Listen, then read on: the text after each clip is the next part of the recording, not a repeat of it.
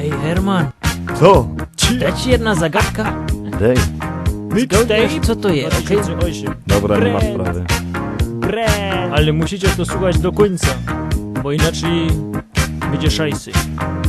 Zawsze na noc go mył i fajnie wyglancował. Tabletka do tego, żeby se prezentował. Poty go wyciągał i zaj wciskał rain. A jak ciężko szło, to krym dawał nań. Poty już szło płynnie, rain i roz. Aż se zapłacił pity. Ten nasz Klaus musiał se pomogać oboma rękoma, bo nie przełajził między wargoma. Baba mu wrzeszczy, wyciąg go intli. Już szerzy nie umie, robi wieprzu! szadrysy. Klaus pity robi 1000 min. Po pół godzinie miał go drin. Baba ucieszona i on ucieszony. Po pół godzinie już był wrażony.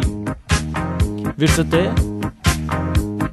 Gebis, patrz ten gebis, on mi nie pasuje, Helga, muszę go wymienić. Gebis, patrz ten gebis, Serio? on mi nie pasuje, Helga, muszę go wymienić.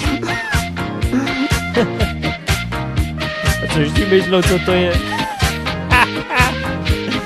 Cie! Bre! Wy wieprzycie, że myśleli o niewianczy. Bre!